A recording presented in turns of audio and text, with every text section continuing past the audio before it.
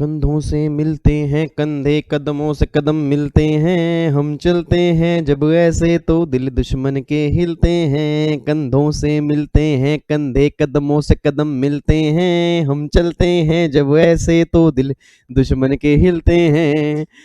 Good evening भाई, good evening, good evening सारे अनुरी, की हाल चाल जी? वधिया हो सारे? तंदुरुस्त हो? फैमिली वधिया जी एकदम? चलो बहुत वधिया जी, वधिया ही होना चाहिए जी।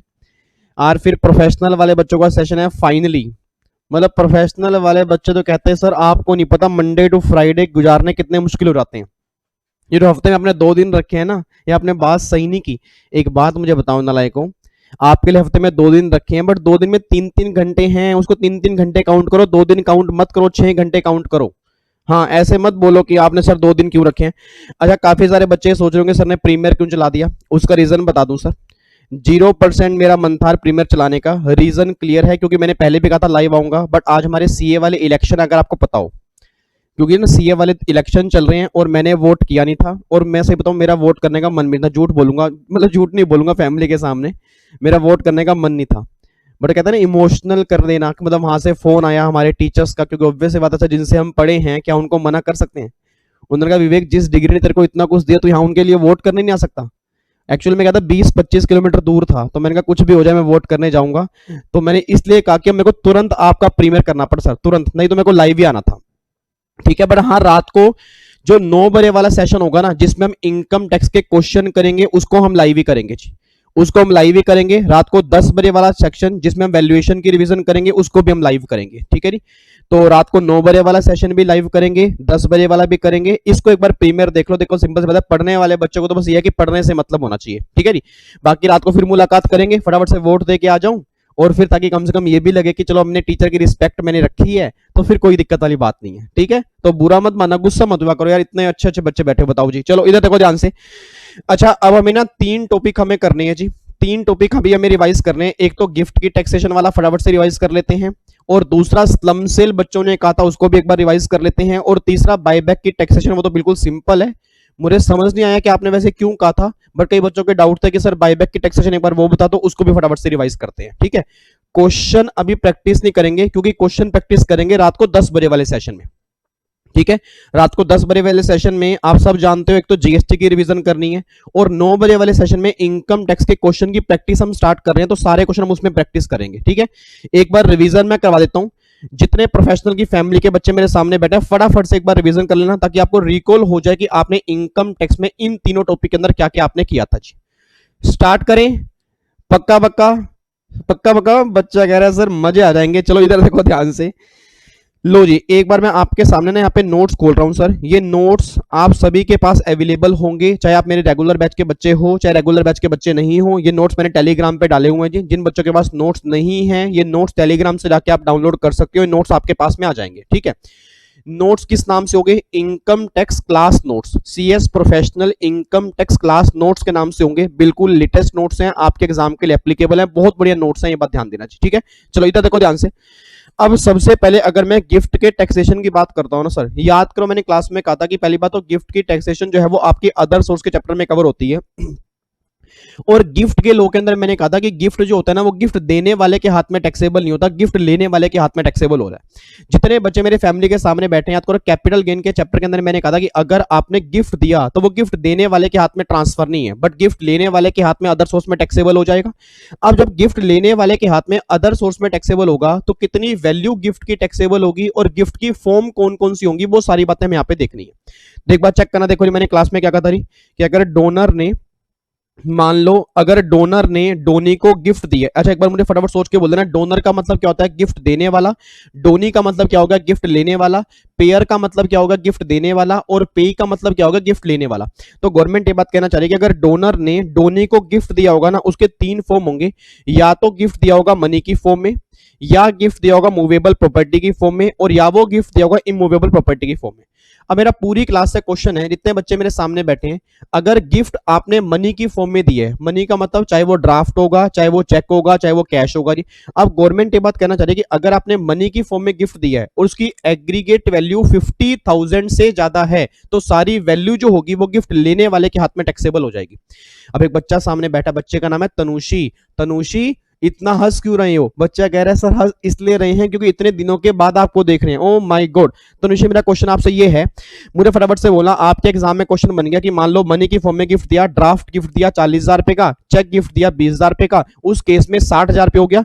तो क्या गिफ्ट लेने वाले के हाथ में 10,000 रुपए टैक्सेबल करोगे, 60,000 रुपए पूरा का पूरा 60,000 रुपए टैक्सेबल करोगे, मतलब एक्सेस वैल्यू टैक्सेबल नहीं होगी, कंप्लीट वैल्यू टैक्सेबल होगी। फिर दूसरा गिफ्ट होगा रिमूवेबल प्रॉपर्टी की फॉर्म में। अब तो एग्जाम को 10-15 दिन रह गए सर, पूरी क्लास मुझे आंसर देगी। मूवेबल प्रॉपर्टी में दो केस होते हैं, या तो मूवेबल प्रॉपर्टी होगी विदाउट कंसिडरेशन, और या वो क्या होगी, इन एडिक्वेट कंसिडरेशन। याद करो मैंने क्लास में कहा था कि अगर मूवेबल प्रॉपर्टी विदाउट कंसिडरेशन में गिफ्ट है तो विदाउट वाले विदाउट से एग्रीगेट करोगे, इन एडिक्वेट वाले इन एडिक्वेट से आप एग्रीगेट करोगे, आपस में एग्रीगेट नहीं करोगे। मतलब कहने का मतलब ये है कि फॉर एग्जांपल अगर मान लो मैंने गोल्ड गिफ्ट दिया, अगर मैंने ड्राइंग गिफ्ट दी, तो जितने की वैल्यू होगी इन दोनों को एग्रीगेट करके चेक करोगे। अगर वैल्यू 50,000 से ऊपर होगी तो सारी फेयर मार्केट वैल्यू रिसीवर के हाथ में अदर सोर्स की इनकम बन जाएगी। फिर मैंने कहा था अगर आपने गोल्ड बेचा, मान लो गोल्ड बेचा 40,000 रुपए का, उसकी एफएमबी जो है 80,000 रुपए है, तो डिफरेंस कितना आ गया, 40,000 रुपए। आपने ड्राइंग बेची 40,000 रुपए की, एफएमबी 80,000 रुपए, डिफरेंस कितना आ गया, 40,000 रुपए। 40 और 40 कितना हो गया, 80 हो गया। एग्रीगेट वैल्यू 50,000 से ऊपर है तो सारी वैल्यू रिसीवर के हाथ में अदर सोर्स की इनकम बन जाएगी। बट मेरा पूरी क्लास से क्वेश्चन है, एग्जाम में क्वेश्चन बन गया कि आपने गोल्ड गिफ्ट किया 40,000 रुपए का है, और ड्राइंग आपने बेची 40,000 रुपए की, एफएमबी 80,000 है, तो डिफरेंस 40,000, इन दोनों को आपस में एग्रीगेट नहीं करोगे। मतलब कहना ये चाह रहा हूं कि मूवेबल प्रॉपर्टी विदाउट कंसीडरेशन वाले विदाउट से एग्रीगेट करोगे, movable property in adequate consideration वाले आपस में एग्रीगेट करोगे, बट इन दोनों को आपस में एग्रीगेट नहीं करोगे। बस ये बात ध्यान दो।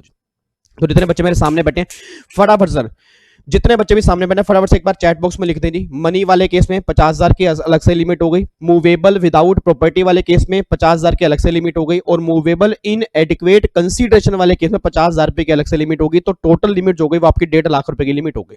ये बात क्लियर है। उसके बाद बात करो इमूवेबल प्रॉपर्टी। अच्छा, इमूवेबल प्रॉपर्टी में भी दो केस होंगे, या तो होगा विदाउट कंसीडरेशन और या वो क्या होगा, इन एडिक्वेट कंसीडरेशन। अब अगर मैं विदाउट कंसीडरेशन की बात करूंगा तो गवर्नमेंट कहती है कि अगर उसकी स्टैंप ड्यूटी वैल्यू 50,000 से ऊपर होगी तो सारी स्टैंप ड्यूटी वैल्यू रिसीवर के हाथ में अदर सोर्स की इनकम बन जाएगी। मैं दोबारा बोल रहा हूं, अगर इमूवेबल प्रॉपर्टी वाला केस है, विदाउट कंसीडरेशन वाला केस है, उसकी स्टैंप ड्यूटी वैल्यू अगर 50,000 तक है फिर तो कोई दिक्कत नहीं है। अगर एसडीवी 50,000 से ज्यादा है तो सारी स्टैंप ड्यूटी वैल्यू रिसीवर के हाथ में अदर सोर्स की इनकम बन जाएगी। फिर दूसरा केस मैंने कहा था कि अगर इमूवेबल प्रॉपर्टी है और इन एडिक्वेट कंसीडरेशन है, मतलब फॉर एग्जांपल आपने बिल्डिंग बेच दी। अब अगर आपने बिल्डिंग सेल की है, उसकी स्टैंप ड्यूटी वैल्यू अगर 50,000 से ज्यादा है, पहली कंडीशन तो ये, और दूसरी कंडीशन उसकी stamp duty value sale price के 110% से ज्यादा है। तो अगर दोनों कंडीशन सेटिस्फाइड होंगी फिर रिसीवर के हाथ में 10 उसकी इनकम टैक्सेबल होगी, नहीं तो रिसीवर के हाथ में 10 उसकी इनकम टैक्सेबल नहीं होगी। अभी क्या नाम है आपका, नवजोत। नवजोत कह रहा है, कहता सर एक गल तो मैंने समझ नहीं आती, जैसे आपने कहा कि दो कंडीशन जो आपने बोली हैं एक बार प्लीज दोबारा से रिपीट कर दोगे। नवजोत मैं ये बात कह रहा हूं, जब भी आप इमूवेबल प्रॉपर्टी किसी को बेचोगे तो अदर सोर्स में गिफ्ट की इनकम में टैक्सेबल सिर्फ तब करना अगर दो कंडीशन सेटिस्फाइड है।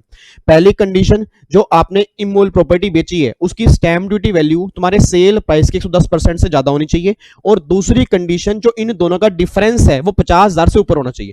अगर ये दोनों कंडीशन सेटिस्फाइड होंगी फिर जो भी डिफरेंस होगा वो रिसीवर के हाथ में अदर सोर्स की इनकम बन जाएगा। बस ये बात ध्यान देना। ये बात क्लियर हो गई। अच्छा, एक बात और सुनो ध्यान से, जितने बच्चे सामने बैठे हैं, हाँ नहीं सीधे होकर बैठो, बिल्कुल सीधे होकर बैठो सर प्लीज। देखो ऐसी बात मत करो यार, आज हमारी 4 तारीख है, 20 तारीख से हमारे एग्जाम स्टार्ट है, 16 दिन हमारे एग्जाम को नहीं बचे, ऐसे आलसी होकर बैठोगे आप, ये तो बिल्कुल बेकार वाली बात होगी सर। बिल्कुल सीधे होकर बैठो, बिल्कुल सीधे होकर बैठो, बिल्कुल। अब मुझे एक बार आंसर देना सर। अब देखो गिफ्ट की 3 कैटेगरी हमने कर ली, एक तो मनी वाली कैटेगरी अलग कर ली, मूवेबल वाली कैटेगरी अलग कर ली, इमूवेबल वाली कैटेगरी अलग कर ली।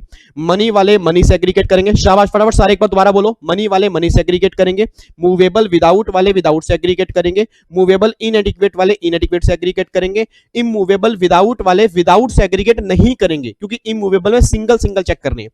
इमूवेबल इनएडिक्वेट वाले इनएडिक्वेट से भी एग्रीगेट नहीं करेंगे क्योंकि वहां पे भी सिंगल सिंगल चेक करने हैं, और आपस में तो कुछ भी एग्रीगेट नहीं करेंगे।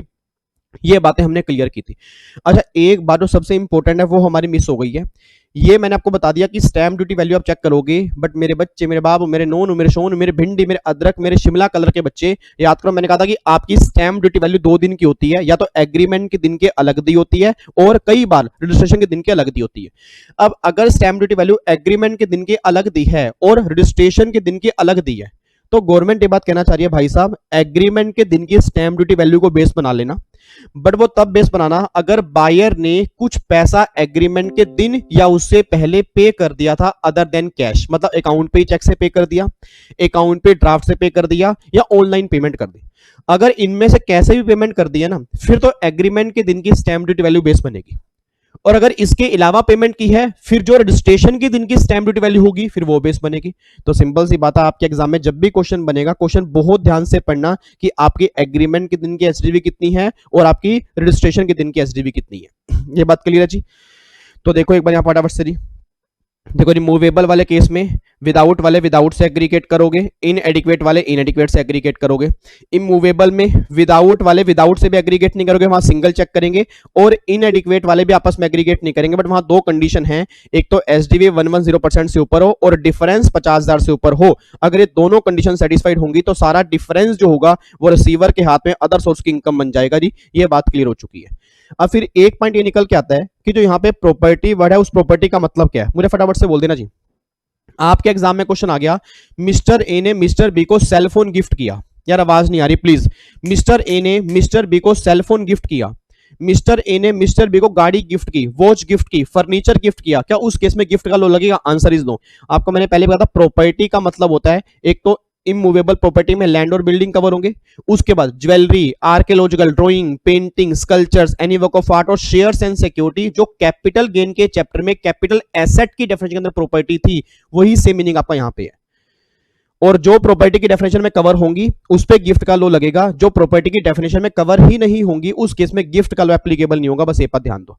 तो क्वेश्चन बहुत ध्यान से पढ़ना कि जो गिफ्ट हो रहा है क्या वो प्रॉपर्टी की डेफिनेशन में कवर है या नहीं है। अगर वो कवर होगा तो गिफ्ट की बातें होंगी, अगर वो प्रॉपर्टी की डेफिनेशन में ही कवर नहीं होगा उस केस में गिफ्ट की बातें नहीं होंगी जी।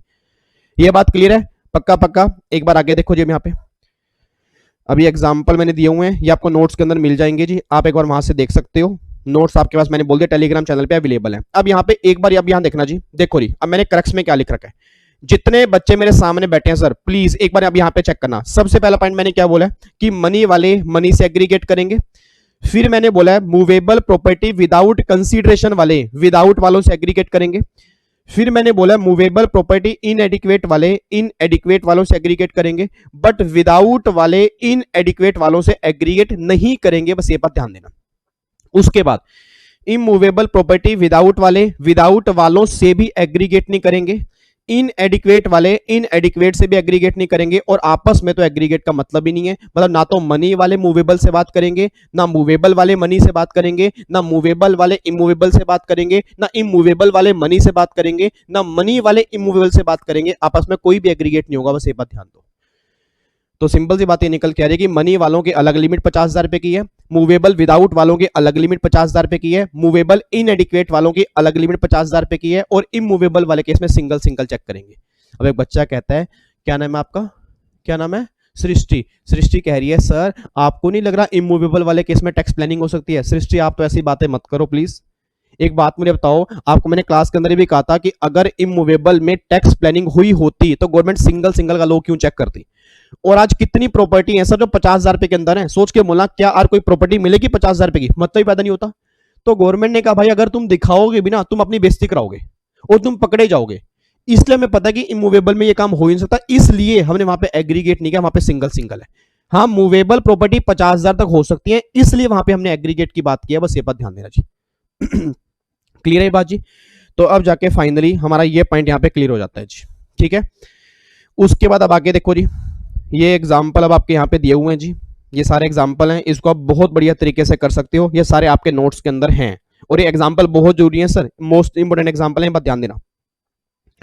मैं दोबारा बोल रहा हूँ, नोट्स आपको टेलीग्राम के अंदर मिल जाएंगे जी, और जो रेगुलर बैच वाले बच्चे हैं उनको तो क्लास के अंदर ही होंगे। लो जी अब एक बार ये ध्यान देना जी, अब एक बार यहाँ पे डायग्राम पे ध्यान दो जी, इधर देखो ध्यान से। अब गिफ्ट की टैक्सेबिलिटी रिसीवर के हाथ में कब होगी? मैंने कहा था 4 कंडीशन सेटिस्फाइड होनी चाहिए। फटाफट से मुझे बोल देना गिफ्ट की टैक्सेबिलिटी रिसीवर के हाथ में कब होगी? अगर 4 कंडीशन सेटिस्फाइड होंगी तब गिफ्ट रिसीवर के हाथ में टैक्सेबल होगा, नहीं तो गिफ्ट रिसीवर के हाथ में टैक्सेबल नहीं होगा।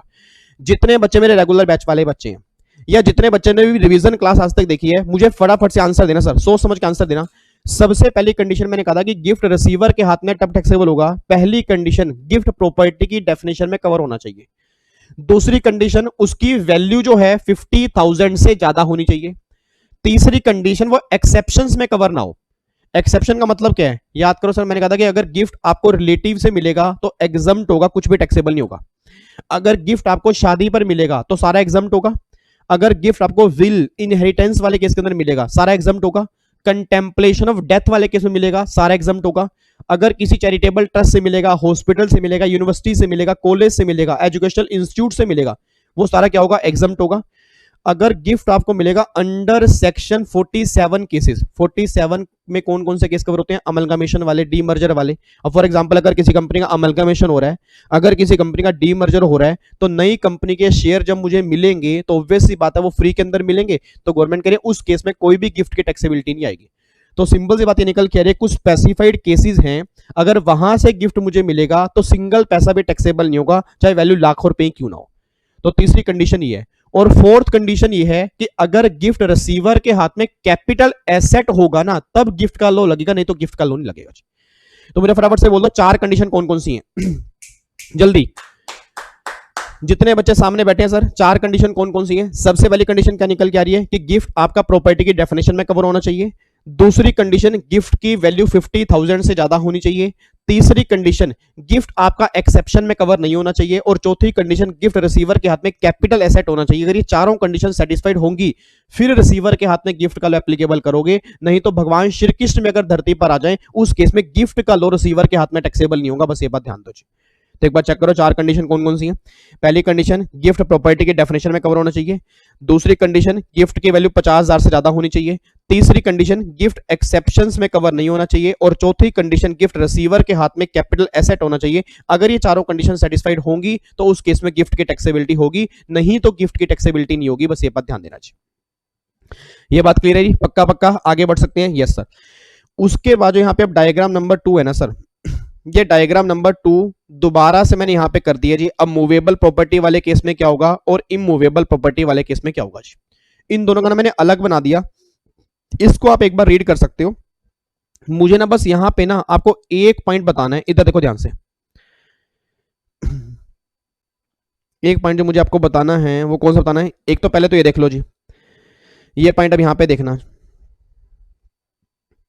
देखो जी, if property held as stock in trade, अगर स्टॉक इन ट्रेड है फिर तो 43 से लगेगा, पता ही है। हाँ देखो जी, अब अगर एग्रीमेंट और रजिस्ट्रेशन के दिन की स्टैंप ड्यूटी अलग अलग है, देन एग्रीमेंट के दिन की स्टैंप ड्यूटी वैल्यू बेस बन जाएगी। अगर बायर ने सेलर को कंसिडरेशन पे कर दिया अकाउंट पे चेक से, अकाउंट पे ड्राफ्ट से और इलेक्ट्रॉनिक पेमेंट से, अदरवाइज डेट ऑफ रजिस्ट्रेशन के दिन की स्टैंप ड्यूटी वैल्यू बेस बनेगी। ये तो मैंने आपको बता ही दिया जी, ठीक है। अब एक पॉइंट मुझे आपको बताना है कि इमूवेबल प्रॉपर्टी वाले केस में आपकी कॉस्ट क्या लेते हैं जी। जो मेन बच्चों को प्रॉब्लम आती है ना सर, बस वो एक पॉइंट मैं आपको बता रहा हूं जी। उसके लिए मैं चाहता हूं एक एग्जांपल मैं आपको दिखा दूं जी। उसके लिए एक एग्जांपल देख लेते हैं ताकि वो आपको समझ में आ जाए। ये लो, ऐसा करते हैं जी, ये एग्जांपल नंबर 3 देख लेते हैं जी। एग्जांपल नंबर 3 नहीं, इसमें तो 43 से लग रहा है। एग्जांपल नंबर 3 नहीं, एग्जांपल नंबर 3 नहीं, एग्जांपल नंबर 3 नहीं। हाँ, एग्जाम्पल नंबर 2 देख लेते हैं। ये लो एग्जाम्पल नंबर 2 देख लो।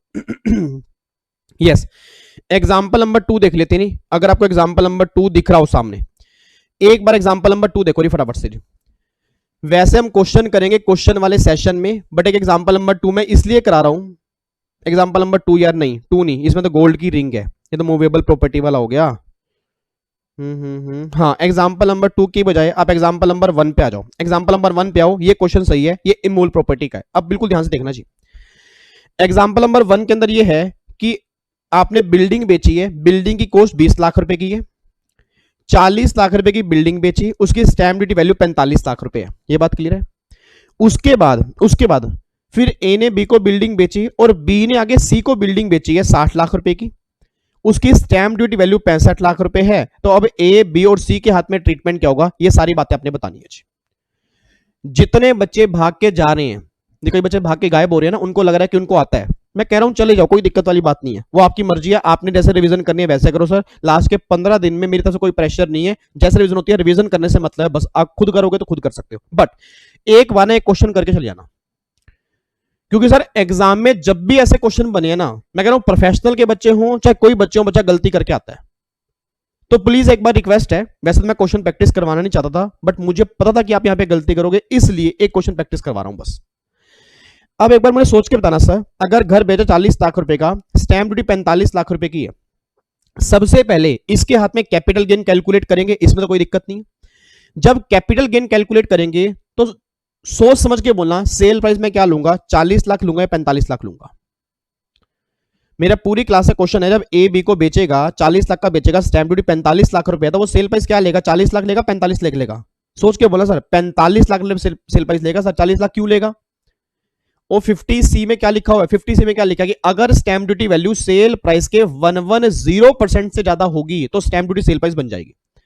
अब सोच के बोलना, सेल प्राइस मेरा 40 लाख रुपए है, उसका 110% अगर आप निकालोगे तो 44 लाख बन गया, ये 45 लाख रुपए है, तो भैया 110% से ज्यादा है, उस केस में 45 लाख रुपए मेरा सेल प्राइस बन जाएगा। तो देखो सेल प्राइस बन गया 45 लाख, कॉस्ट मेरी कितनी बन गई जी, 20 लाख बन गई। अब 45 लाख माइनस में 20 लाख, 25 लाख रुपए कैपिटल गेन निकल के आ गया, इसमें कोई दिक्कत तो नहीं है। मेरा पूरी क्लास से क्वेश्चन है, इसमें कोई दिक्कत, प्लीज हाँ नहीं जोर से आंसर देना जी, इसमें कोई दिक्कत तो नहीं है, पक्का पक्का आगे बढ़ सकते हैं। अब अगले पे आओ जी। अच्छा, अब जिसको ये प्रॉपर्टी मिली, क्या उसके हाथ में अदर सोर्स में इनकम टैक्सेबल होगी, नहीं होगी। यार आंसर दे दो यार प्लीज यार, क्या मिस्टर बी के हाथ में अदर सोर्स में इनकम टैक्सेबल होगी, नहीं होगी। Sir answer is no, answer is no, answer is no. और सारे बच्चे कह रहे हैं हाँ नहीं होगी। नालायकों, मैंने गलत बोला है, मतलब मैं कुछ बोलूंगा सबको फॉलो करोगे क्या। हाँ सर, हम तो आपको फॉलो करते हैं ना, हम तो आपने बोल दिया नो तो हमने नो बोल दिया। आप कम से कम ये तो देखो कि मैं नो ऐसे ही बोल रहा हूं आपके मजे लेने के लिए, ताकि मुझे पता लगे कि आप कितने नालायक बच्चे हो। अब सोच के बोला, आपके मैंने कहा था दो कंडीशन अगर सेटिस्फाइड होंगी तो रिसीवर के हाथ में अदर सोर्स की इनकम आ जाएगी। पहली कंडीशन, आपकी स्टैंप ड्यूटी 110% से ऊपर हो, वो तो है, और डिफरेंस 50,000 से ऊपर हो, वो भी है। अब सोच के बोला डिफरेंस आपका 5 लाख रुपए का है, तो ये 5 लाख रुपए अदर सोर्स की इनकम टैक्सेबल हो जाएगी। देखो ये अदर सोर्स में 5 लाख रुपए की इनकम टैक्सेबल हो गई, ये बात तो क्लियर हो गई। अब जब बी सी को बेचेगा, सेल प्राइस 60 लाख रुपए, स्टैंप ड्यूटी 65 लाख रुपए, इतना बताओ सेल प्राइस क्या बनेगा, 60 लाख बनेगा या 65 लाख बनेगा। सर बी के हाथ में अगर 60 लाख की प्रॉपर्टी बेची है, एसडीवी 65 लाख रुपए, सेल प्राइस क्या बनेगा, 60 लाख बनेगा 65 लाख बनेगा। यार हद हो गई, वैसे बच्चा कह रहा है 65 लाख बनेगा, 65 लाख कैसे बनेगा। क्या stamp duty value sale price के 110% से ज्यादा है, कम है, कम है ना, तो अगर कम होगी उस केस में स्टैंप ड्यूटी ही सेल प्राइस बनेगा, उस केस में स्टैंप ड्यूटी ही सेल प्राइस बनेगा। Answer is no. फिर जो एक्चुअल सेल प्राइस होगा फिर वही सेल प्राइस बनेगा, तो सेल प्राइस बनेगा 60 लाख। अब मेन जो मुझे मुद्दा समझाना है इस एग्जांपल के अंदर, वो ये है कॉस्ट क्या बनेगी। भाई कॉस्ट मैं 40 लाख लेके चलूंगा या कॉस्ट 45 लाख लेके चलूंगा। जितने बच्चे अच्छे से रिवीजन कर रहे होंगे, जो मेरी रिवीजन पे डिपेंडेंट नहीं होंगे, उनकी बात कर रहा हूं सर, क्योंकि कई नालायक बच्चे हैं जो मेरी रिवीजन पे डिपेंडेंट होते हैं, वो बिल्कुल गलत बच्चे होते हैं जी। इट मींस वो खुद पढ़ते ही नहीं है।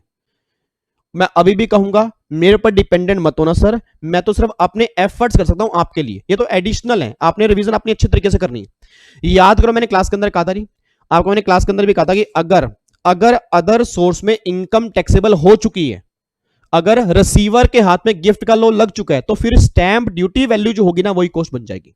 अब सोच के बोलना, मैं कॉस्ट 40 लाख बनाऊंगा, 45 लाख, रीजन बिंग क्योंकि 5 लाख रुपए अदर सोर्स में इनकम टैक्सेबल हो चुकी है, तो आपकी कॉस्ट अब 40 लाख नहीं बनेगी, 45 लाख बनेगी, कॉस्ट बन गई 45 लाख और कैपिटल गेन 15 लाख रुपए आएगा जी।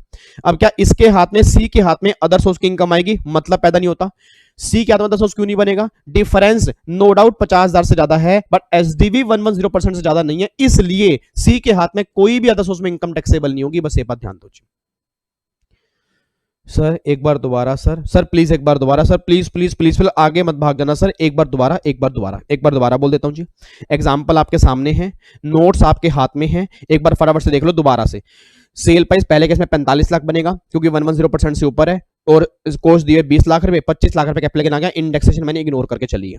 उसके बाद ये बी के हाथ में 5 लाख रुपए अदर सोर्स की इनकम आ गई क्योंकि दोनों कंडीशन सेटिस्फाइड है। अब फिर बी सी को बेचेगा, सेल प्राइस बनेगा 60 लाख रुपए, रीजन बिंग क्योंकि एसडीवी 110% से कम है, और यहां पे सी के हाथ में अदर सोर्स की इनकम टैक्सेबल नहीं होगी, रीजन क्योंकि कंडीशन सेटिस्फाइड नहीं है। अब मुद्दा यह है कि जब बी सी को बेचेगा तो कॉस्ट क्या बनेगी, तो याद करो मैंने कहा था कि बी के हाथ में वही कॉस्ट बनेगी, वो डिपेंड करेगा बी के हाथ में अदर सोर्स का लो लगा था नहीं लगा था। तो क्या जब ए ने बी को प्रॉपर्टी दी थी तो क्या बी के हाथ में अदर सोर्स में इनकम टैक्सेबल थी या नहीं थी, यस टैक्सेबल थी। तो अगर बी के हाथ में इनकम टैक्सेबल थी तो फिर बी की कॉस्ट क्या बनेगी, जो स्टैंप ड्यूटी वैल्यू होगी ना वही कॉस्ट बन जाएगी, और वो कितनी है 45 लाख, तो कॉस्ट वही बनेगी। एक बच्चा कहता है सर अगर यहां पे मान लो 44 लाख होता, अगर यहाँ पे 45 लाख की बजाय 44 लाख होता तो क्या इसके हाथ में सेल प्राइस, एक के हाथ में सेल प्राइस 44 लाख बनता? आंसर इज नो, क्योंकि 110% से ज्यादा होने पर स्टैंप ड्यूटी बनती है। ये तो एग्जैक्ट 110% होता, इट मींस जो आपका 40 लाख था वही सेल प्राइस बन जाता। अब अगर 40 लाख सेल प्राइस बनता तो बी के हाथ में अदर सोर्स की इनकम टैक्सेबल नहीं होती, और अगर बी के हाथ में अदर सोर्स की इनकम टैक्सेबल नहीं होती ना, फिर जब बी सी को बेचता फिर कॉस्ट बनती है 40 लाख रुपए। अच्छा, याद आ गया, याद आ गया, याद आ गया सर, याद आ गया। आपने क्लास में कहा था, हाँ कहा था आपने कि अगर रिसीवर के हाथ में गिफ्ट का लो लग जाएगा उस केस में कॉस्ट बनेगी एफएमवी या एसडीवी। अगर गिफ्ट का लो नहीं लगेगा फिर जो एक्चुअल सेल प्राइस होगा वही कॉस्ट बनेगी। बस ये वही एग्जांपल तो है। और याद करो इसके बेस पे हमने कई सारे एग्जांपल मैंने क्लास में करवाए थे, क्योंकि मुझे पता था कि आप गलती बार बार करोगे और एग्जाम में कई बार क्वेश्चन बन चुका है जी। ठीक है, अब एग्जांपल आप खुद देख सकते हो जी। नोट्स आपके पास हैं, एक बार फिर बोल दूं नालायक बच्चों को जिनके पास ये नोट्स नहीं है, टेलीग्राम से जाके आप डाउनलोड कर सकते हो जी। ठीक है, लो जी, अब जाके सारी बातें हमारी कंप्लीट हो चुकी हैं। ठीक है, तो गिफ्ट के लो में मूवेबल वाले केस में क्या होगा, इमूवेबल वाले केस में क्या होगा, मनी वाले केस में क्या होगा, सारी बातें होंगी। लास्ट टाइम 4 कंडीशन बोल रहा हूं, अगर ये चारों कंडीशन सेटिस्फाइड होंगी तो गिफ्ट का लो लगाना, नहीं तो गिफ्ट का लो मत लगाना। पहली कंडीशन फटाफट चैट बॉक्स में लिखो जी। पहली कंडीशन, रिसीवर के हाथ में गिफ्ट प्रॉपर्टी की डेफिनेशन में कवर होना चाहिए। दूसरी कंडीशन, वैल्यू 50,000 से ऊपर होनी चाहिए। तीसरी कंडीशन, गिफ्ट लेने वाले के हाथ में एक्सेप्शंस में कवर नहीं होना चाहिए और उसके हाथ में कैपिटल एसेट होना चाहिए। अगर ये चारों कंडीशन सेटिस्फाइड होंगी तो गिफ्ट का लो लगेगा, नहीं तो गिफ्ट का लो नहीं लगेगा। बस ये बात ध्यान दो, ये बात क्लियर है जी? पक्का पक्का, आगे बढ़ सकते हैं। लो जी, अब जाके हमारा गिफ्ट का लो कंप्लीट हो गया। ठीक है, उसके बाद फिर अगला टॉपिक है जी स्लम सेल का जी। ये नोट्स भी कहां पे मिलेंगे, ये भी टेलीग्राम पर मिलेंगे जी। ये इनकम टैक्स की हैंड रिटन समरी बुक है जो एग्जीक्यूटिव और प्रोफेशनल दोनों के लिए एप्लीकेबल है। ये भी आपको टेलीग्राम के ऊपर मिल जाएगी। मेरा सब कुछ टेलीग्राम पर मिल जाएगा सर, सब कुछ तो निकाल के दे दिया, मेरे पास बचा क्या? बस एक चीज बची है जो आपको देने की पूरी कोशिश करता हूं, वो है नॉलेज। मतलब मैं चाहता हूं जितना मेरे बच्चों के पास जा सके ना सर, उतना मेरे लिए कम है। अब बाकी अगर आप सही ढंग से पढ़ोगे नहीं, बताओ उसके अंदर मेरी गलती क्या है। ठीक है जी, चलो इधर देखो ध्यान से। अब एक बार फटाफट स्लम सेल की बात करते हैं सर। इसका स्लम सेल का क्वेश्चन जो है ना, स्लम सेल का क्वेश्चन जो है आज के सेशन में रात को 9 बजे वाले सेशन में हम कंप्लीट करेंगे। आज रात को 9 बजे वाले सेशन में स्लम सेल वाला क्वेश्चन भी कराऊंगा। प्रोविजन अभी समझ लेते हैं, क्वेश्चन हम करेंगे रात को 9 बजे वाले सेशन में। ठीक है जी, और रात को 9 बजे वाले सेशन में एक तो स्लम सेल वाला क्वेश्चन भी करेंगे, उसके बाद फिर हम क्वेश्चन करेंगे गिफ्ट के टैक्सेशन वाला भी क्वेश्चन करवा दूंगा, डिविडेंड के टैक्सेशन वाला भी करा दूंगा। आज हम कई सारे प्रैक्टिकल क्वेश्चन करेंगे ताकि आपको एग्जाम में उसमें हेल्प हो, और सारे क्वेश्चन एग्जाम के ही होंगे जी, ये बात ध्यान देना। ठीक है, इधर देखो ध्यान से। 50 बी स्लम सेल। पहले तो मुझे एक बार फटाफट से बोलना सर, स्लम सेल का मतलब क्या होता है? आपको मैंने क्लास के अंदर भी कहा था, स्लम सेल का मतलब ये होता है कि अगर कोई पर्सन अपनी इंडिविजुअल एसेट नहीं बेचता, अगर पूरी की पूरी अंडरटेकिंग ही सेल कर दे।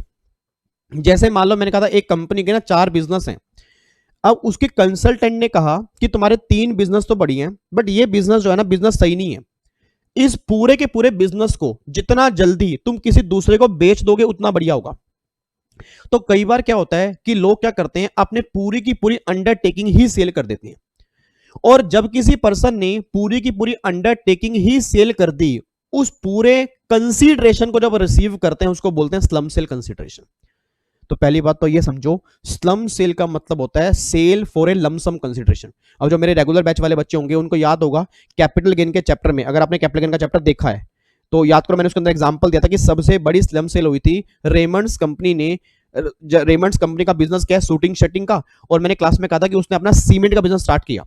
तो रेमंड्स कंपनी ने क्या किया, उसके कंसल्टेंट ने बोला कि भाई साहब आप शूटिंग शटिंग वाले हो, ये सीमेंट वीमेंट का बिजनेस स्टार्ट मत करो, आपको नुकसान होगा। तो रेमंड्स ने क्या किया था, पूरा का पूरा सीमेंट का डिवीजन ही उठाकर एक जापानीज कंपनी थी लफार्जे, उसको सेल कर दिया 6000 करोड़ का। अब सोच के बोलना, रेमंड्स कंपनी ने अपना पूरा बिजनेस 6000 करोड़ रुपए का सेल कर दिया, उसको हमने कहा था स्लम सेल। उस केस में जो भी कैपिटल गेन कैलकुलेट होगा उसको निकालने का तरीका अलग होगा। पहली बात तो ये समझो, स्लम सेल में जब भी आप एसेट बेचते हो, आप इंडिविजुअल एसेट नहीं बेचते, आप पूरी अंडरटेकिंग बेचते हो। उसके बाद जब सेल प्राइस लेते हो, अलग अलग एसेट का कैलकुलेट नहीं करते, पूरी अंडरटेकिंग कितने की बिकी, मैं दोबारा बोलूंगा, पूरी अंडरटेकिंग कितने की बिकी, वो जो अमाउंट होगा ना वो तुम्हारा सेल प्राइस बन जाएगा। उसके बाद कॉस्ट कैसे निकालेंगे? कॉस्ट निकालेंगे नेटवर्थ। नेटवर्थ का मतलब क्या होता है? एसेट माइनस में लाइबिलिटी। अगर एसेट में से आप लाइबिलिटी माइनस कर दोगे तो आपकी नेटवर्थ आएगी। अब सबसे बड़ा मुद्दा निकल के आ रहा है कि जब एसेट में से लाइबिलिटी माइनस करेंगे तो एसेट की वैल्यू हम क्या लेंगे। अब ये आपसे बढ़िया कौन जानता है सर? मुझे फटाफट से बोल देना। जब भी आप स्लम सेल में आप नेटवर्थ निकालते हो तो एसेट की वैल्यू क्या लेते हो? अगर वो डेप्रीशिएबल एसेट है फिर तो आप लोगे WDV, अगर वो नॉन डेप्रीशिएबल है फिर आप क्या लोगे? बुक वैल्यू लोगे। और अगर वो 35 AD वाली एसेट्स है, पीजीपी के चैप्टर में एक 35 AD आपने क्या था, कुछ एसेट मान लो उसकी डिडक्शन आप 35 AD में क्लेम कर चुके हो और वो भी आपने स्लम सेल में ट्रांसफर कर दी, उसकी कॉस्ट बनेगी नील। रीजन, क्योंकि अगर 100% कॉस्ट पहले ही अलाउड हो चुकी है तो कोई कॉस्ट नहीं आएगी। ठीक है, एक बार दोबारा बोलूंगा, जब नेटवर्थ निकालोगे एसेट माइनस लाइबिलिटी लोगे। ऐसा मैं क्यों कह रहा हूं? जब मैं रात को 9 बजे क्वेश्चन कराऊंगा ना, आपको याद कराऊंगा कि याद करो अभी थोड़ी देर पहले हमने किया क्या था। तो डेप्रीशिएबल की आपको WDV लेनी होगी, नॉन डेप्रीशिएबल की बुक वैल्यू लेनी होगी। अगर कोई एसेट 35 AD वाली होगी उसकी वैल्यू लेके चलोगे नील। ये तो हो गई एसेट की वैल्यू। लाइबिलिटी की वैल्यू जो भी आपको बैलेंस शीट में दी होगी वो वैल्यू ले लो। एसेट माइनस लाइबिलिटी आपकी नेटवर्थ आ जाएगी, उसको सेल प्राइस में से माइनस करके कैपिटल गेन आ जाएगा। एक बच्चा कहता है सर ऐसी कैसे कैसे बेकार की बातें कर रहे हो, हम नहीं खेलेंगे आपके साथ। भाई आपने क्लास के अंदर कहा था कि लॉन्ग टर्म कैपिटल गेन होंगे, उसमें इंडेक्सेशन भी होगा, स्लम सेल वाले केस में नहीं होगा जी। याद करो मैंने क्लास में कहा था कि अगर स्लम सेल वाले कैपिटल गेन निकालोगे तो चाहे वो लॉन्ग टर्म ही क्यों ना हो, उस केस में इंडेक्सेशन नहीं मिलता। तो स्लम सेल वाले केस में कोई भी बेनिफिट इंडेक्सेशन का नहीं मिलेगा, मतलब फ्लैट जो भी नेटवर्थ आएगी उसी को ही माइनस करेंगे, उसको आई को में कन्वर्ट नहीं करोगे। उसके बाद जी अब short term long term gain कैसे बनेंगे? सोच के बोला, क्या अलग अलग एसेट कब परचेज की, क्या अलग अलग एसेट कब सेल की, ये चेक करेंगे। Answer is no. पूरी अंडरटेकिंग कब बनी और पूरी अंडरटेकिंग कब सेल की, अगर इसका डिफरेंस 36 मंथ से ज्यादा होगा तो सारे गेन आपके लॉन्ग टर्म निकल के आ जाएंगे। मतलब इंडिविजुअल सेट नहीं सर, मैं दोबारा बोल रहा हूं, अंडरटेकिंग कब बनी, अंडरटेकिंग कब बिकी, अगर इसका डिस्टेंस, अगर डिफरेंस जो है 36 मंथ से ऊपर होगा तो सारे गेन ही आपके लॉन्ग टर्म निकल के आएंगे। बस ये बात ध्यान दो। और एक बात और ध्यान देना जी, अगर आपने अंडरटेकिंग बेची है, आपकी बैलेंस शीट में स्टॉक इन ट्रेड भी था, उसको हम कैपिटल एसेट ही कंसीडर करेंगे। बस ये बात ध्यान देना जी। ठीक है, एक बार यहां पे देखो जी, कहां पे गया पेन, ये रहा। देखो जी, पहले तो स्लम सेल का मतलब दिया हुआ है।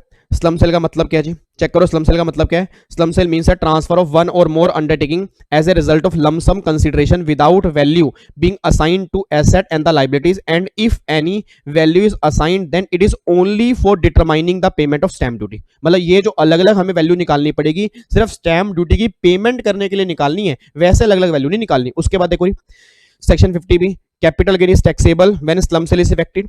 नेचर कैसे निकालेंगे? Long term, short term. Undertaking कब बनी, अंडरटेकिंग कब बिकी, अगर डिफरेंस 36 मंथ से ऊपर होगा तो फिर वो लॉन्ग टर्म कैपिटल गेन बन जाएगा। उसके बाद जी nothing shall be taxable under PGB, मतलब बिजनेस में कुछ भी टैक्सेबल नहीं होगा जी, सारा टैक्सेबल होगा तो कैपिटल गेन में टैक्सेबल होगा। एसेट माइनस में लायबिलिटी, अब नेटवर्थ निकालेंगे। देखो एसेट में से लायबिलिटी माइनस कर दो। अब रीवैल्यूएशन अगर आपने किया उसको इग्नोर करो, क्योंकि इनकम टैक्स में रीवैल्यूएशन इग्नोर करके चलती है, तो जो आपकी एक्चुअल वैल्यू होगी वही आप कंसीडर करके चलोगे। Benefit of indexation not available, आपको मैंने कहा ना कि इंडेक्सेशन का बेनिफिट नहीं मिलेगा। उसके बाद जी अगर नॉन डेप्रीशिएबल एसेट है तो बुक वैल्यू लोगे, अगर डेप्रीशिएबल है तो उसके आप WDV लेके चलोगे। और transfer can carry forward unabsorbed depreciation, मतलब अगर कोई आपके अनएब्जॉर्ब डेप्रिसिएशन और लॉसेज हैं उसको आप कैरी फॉरवर्ड कर सकते हो, उसमें कोई दिक्कत नहीं है। ठीक है, तो ये सारी बातें आपके 50B स्लम सेल के अंदर आती हैं। अब मेन जो प्रॉब्लम बच्चे को आती है कि सर प्रैक्टिकल क्वेश्चन कैसे बनेगा वो बता दो जी। तो रात को 9 बजे आ जाना जी, रात को 9 बजे हम स्लम सेल का प्रैक्टिकल क्वेश्चन करेंगे जो आपके एग्जाम के अंदर बन चुका है जी। ठीक है जी, तो प्रोविजन बस यही है, प्रोविजन अपने दिमाग में लेके चलना कि जब मैं क्वेश्चन कराऊंगा ना आपको मैं बार बार याद कराऊंगा कि याद करो अभी थोड़ी देर पहले आपने क्या किया था जी। एक बार लास्ट टाइम बोल रहा हूं, स्लम सेल में अलग अलग एसेट नहीं बेचते, पूरी अंडरटेकिंग बेचती है। पूरी अंडरटेकिंग पे जो गेन होगा उसका गेन निकालेंगे, इंडेक्सेशन नहीं मिलेगा। पूरी अंडरटेकिंग का सेल प्राइस माइनस में उसकी net worth, net worth means asset minus liability. Asset में नॉन डेप्रीशिएबल की बुक वैल्यू, डेप्रीशिएबल की WDV, 35 AD वाले की नील। ये बात क्लियर है। लाइबिलिटीज आपको दी होंगी, आपकी नेटवर्थ आ जाएगी। कोई बिजनेस की इनकम टैक्सेबल नहीं होगी, कोई स्टॉक इन ट्रेड नहीं होगा। जब अंडरटेकिंग बनी, जब अंडरटेकिंग बिकी, अगर डिफरेंस 36 मंथ से ऊपर है सारे गेन ही लॉन्ग टर्म आएंगे, चाहे उसमें कुछ एसेट्स आपने 6 महीने पहले ही क्यों ना परचेज की हो। ठीक है जी, तो मतलब अलग अलग एसेट आपने परचेज कब की मैटर वो नहीं करता, अंडरटेकिंग कब बनी है, अंडरटेकिंग कब बिकी है, ये डिफरेंस आपने चेक करना है जी। ये बात क्लियर है। तो ये सारी बातें आपकी 50B स्लम सेल के अंदर लिखी हुई है। ठीक है जी, कोई दिक्कत तो नहीं है, आगे बढ़ सकते हैं। पक्का पक्का लो जी। इसके बाद ना अब एक लास्ट पॉइंट जो हमें डिस्कस करना है वो है बायबैक का। वैसे मुझे समझ नहीं आया कि बायबैक में आपका डाउट आया क्या, क्योंकि अब तो बायबैक में कुछ है ही नहीं सर। एक टाइम था जब बायबैक मुश्किल था, रीजन बिंग क्योंकि बायबैक की टैक्सेबिलिटी कैपिटल गेन के अंदर आती थी। अब तो बायबैक की टैक्सेबिलिटी में कुछ है ही नहीं, बट फिर भी एक बार फटाफट से रिवीजन करवा ही देता हूँ जी। अब आपने डाउट पूछा है तो आपका हुक्म जो है वो सर आंखों पे है। सर आपकी बात को कैसे मना कर सकते हैं? मेरे भिंडी, मेरे अदरक, मेरे शिमला मिर्च कलर के बच्चे, आप तो मैं कह रहा हूँ जग जग के राजा हो। हुक्म किया करो आप, हुक्म कि सर ये आप हमारी मांगे पूरी करो। फिर मैं आगे से बोला करूंगा जो हुक्म मेरे आका, जो हुक्म मेरे आका। चलो इधर देखो ध्यान से। लो जी, अब फटाफट से यहाँ पे आ जाओ जी। इधर देखो ध्यान से री। अब यहाँ पे बायबैक की टैक्सेशन करने जा रहे हैं, आज की क्लास का लास्ट पॉइंट जी। ठीक है जी। अब अगर मैं बायबैक की बात करूंगा, पहली बात तो बायबैक का मतलब क्या होता है। अभी वैसे आपसे पूछना ना अपनी बेइज्जती करवाने वाली बात है। सही बताऊं, आपसे बड़ा पूरे विश्व के अंदर कोई लो का महाज्ञानी नहीं है, और लो आपने सारा पढ़ा, और मैं आपसे ये पूछ रहा हूं कि बायबैक क्या होता है। कमाल हो गई विवेक, कैसी कैसी बात करो। चलो फिर भी पूछ लेता हूँ, बायबैक का मतलब क्या होता है कि जब कंपनी अपने ही शेयर होल्डर से वापिस लेती है, उसको हम बोलते हैं बायबैक। नॉर्मली ऐसे ही बोलते हैं ना कि जब कंपनी अपने ही शेयर होल्डर से वापिस लेती है, उसको हम बोलते हैं बायबैक। अब वो दो केस होंगे, या तो बायबैक होगा लिस्टेड कंपनी का, या वो होगा अनलिस्टेड का जी।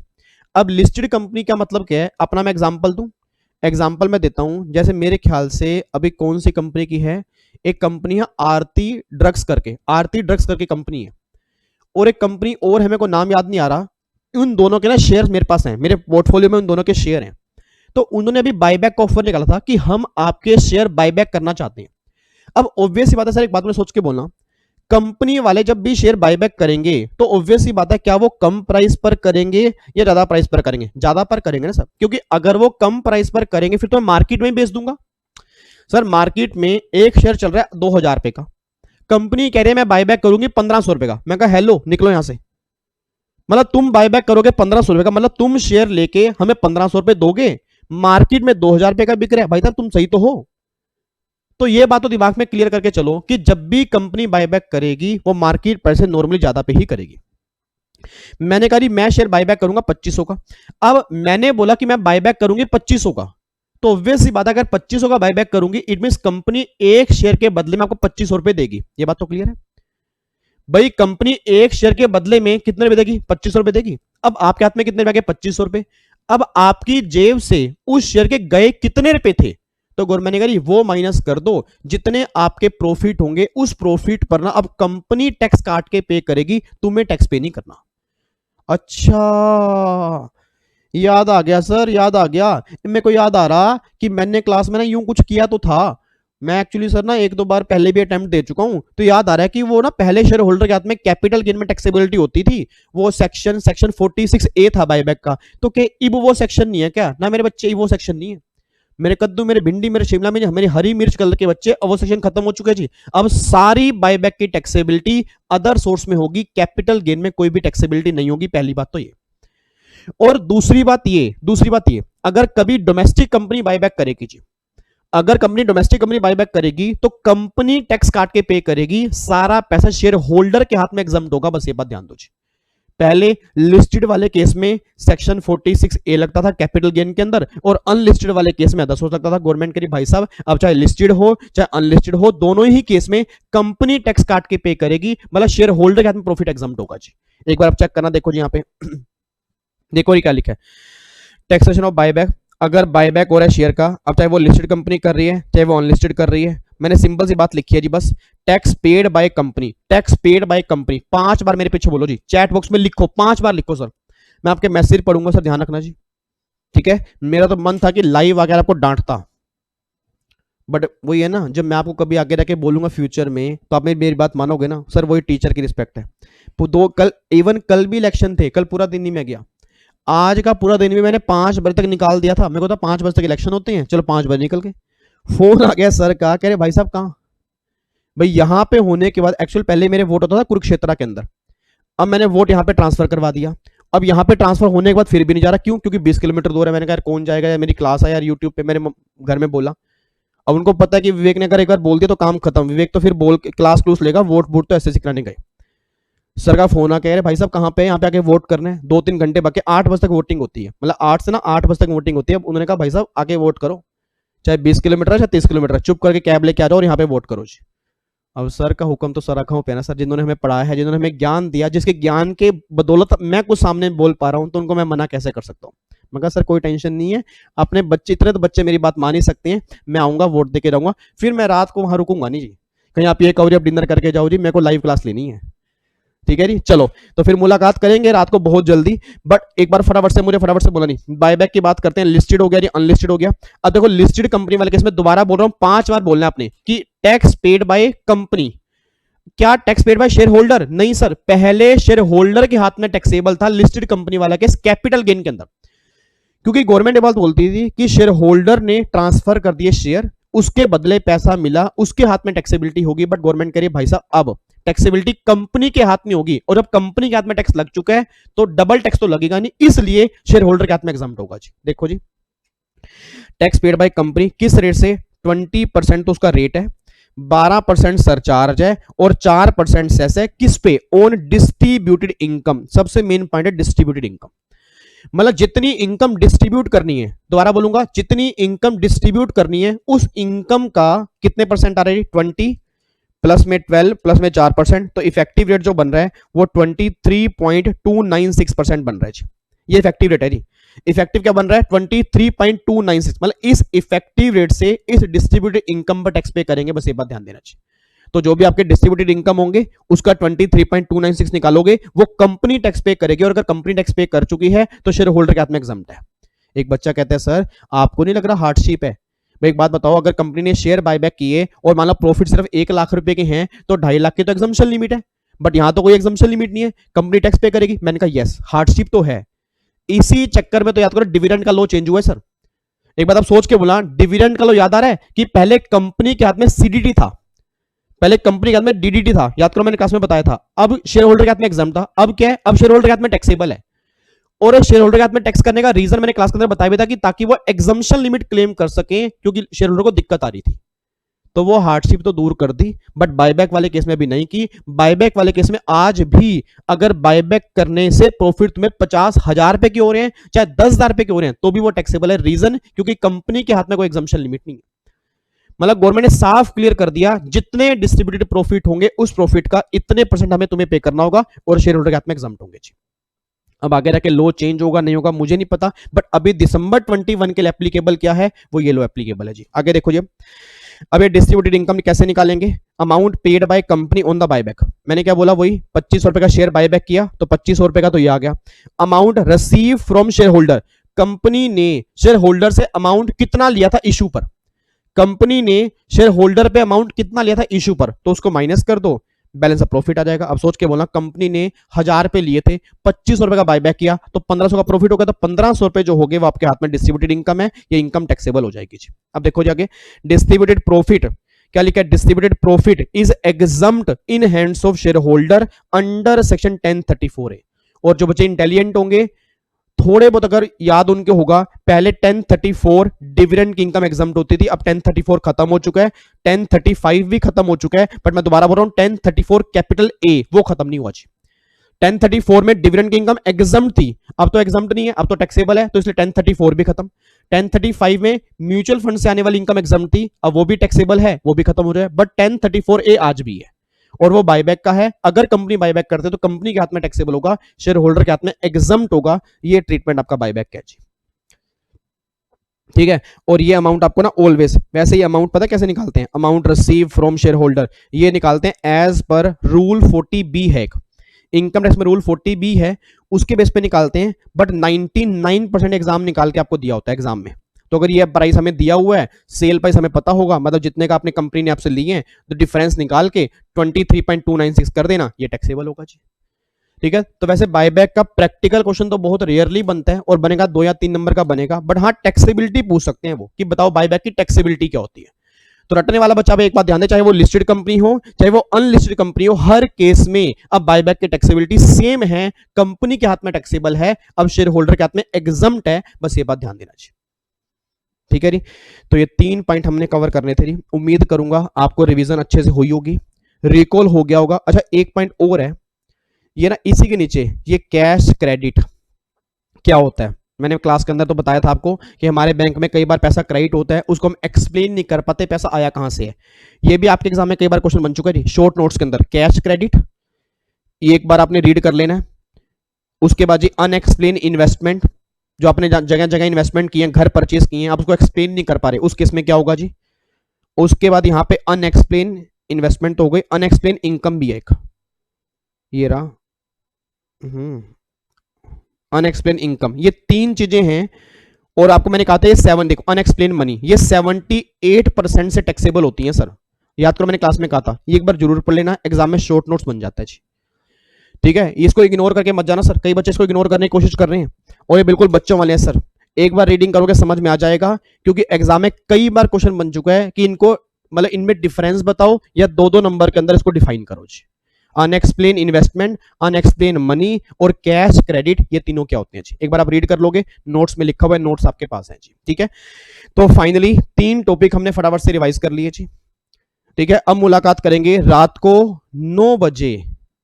ठीक है, 99.99% चांस है लाइव आऊंगा जी। ठीक है, 99.99, क्योंकि मैंने क्लियर कर दिया कि भैया मैं तुरंत वोट करके वापस आऊंगा जी। ठीक है, चलो यार बाकी मुलाकात करते हैं हम 9 बजे जी।